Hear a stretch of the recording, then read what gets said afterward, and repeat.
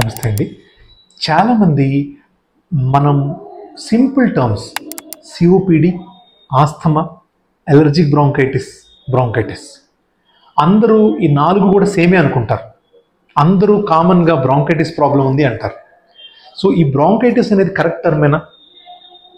COPD, ఆస్థమాకి difference ఏంటి అనేది ఇప్పుడు తెలుసుకుందాం. సో మెయిన్గా ఆస్థమా అనేది ఫస్ట్ డిస్కస్ చేద్దాం. ఆస్థమా అంటే మీకు విండ్ పైప్స్ మెయిన్గా ఇన్వాల్వ్ అవుతాయి. విండ్ పైప్స్ నారోయింగ్ ఉంటుంది, గాలి గొట్టాలు మూసుకుపోవటము, ఫ్లమ్ ఎక్కువగా ఫామ్ అవటము అండ్ వీజింగ్ సౌండ్, పిల్లి కూతులు అండ్ దగ్గు రావటము, ఇది ఆస్థమాలో జరిగేది. ఈ ఆస్థమా అనేది జనరల్గా ఇంటర్మీడియట్గా వస్తుంది. సీజన్ చేంజ్ అయినప్పుడు, కోల్డ్ వెదర్ వచ్చినప్పుడు అండ్ క్లైమేట్ మారినప్పుడు. సో ఇలాంటి టైంలోనే మీకు ఆస్థమా వస్తుంది.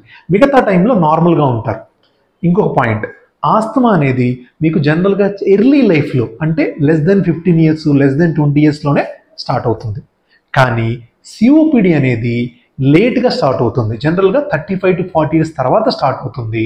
అండ్ ఇది స్టార్ట్ అయిన తర్వాత స్లోగా ప్రోగ్రెస్ అవుతూ ఉంటుంది. ఇది ఇంటర్మీడియట్గా వచ్చిపోయే డిసీజ్ కాదు.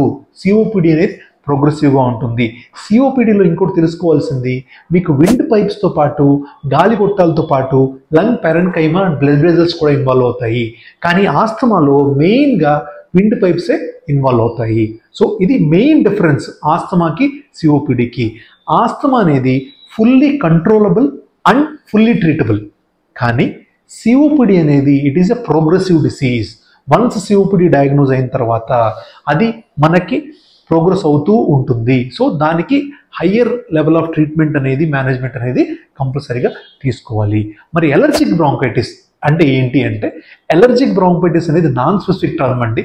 బ్రాంకైటిస్ అంటే ఇన్ఫ్లమేషన్ ఆఫ్ ద బ్రాంకై అని అర్థం. అది డిఫరెంట్ కండిషన్స్లో రావచ్చు. అది ఎలర్జిక్ వల్ల వస్తే దాని అలర్జిక్ బ్రాంకైటిస్ వస్తాం. ఇంకొకటి సిఓపిడిలో ఒక టైప్ ఉంది, క్రానిక్ బ్రాంకైటిస్ అంటాం. ఆ క్రానిక్ బ్రాంకైటిస్లో కూడా ఇలా రావచ్చు. సో ఇది డిఫరెన్స్ బిట్వీన్ సిఓపిడి, ఆస్థమా అంటే ఏంటి, బ్రాంకైటిస్కి, క్రానిక్ బ్రాంకైటిస్కి అండ్ అలర్జిక్ బ్రాంకైటిస్కి ఉన్న మెయిన్ డిఫరెన్స్.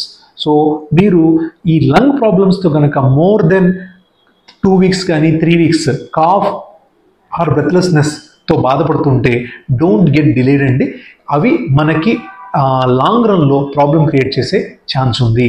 ఈ వీడియో కనుక మీకు హెల్ప్ అయితే please do share with your family and friends. నమస్తే.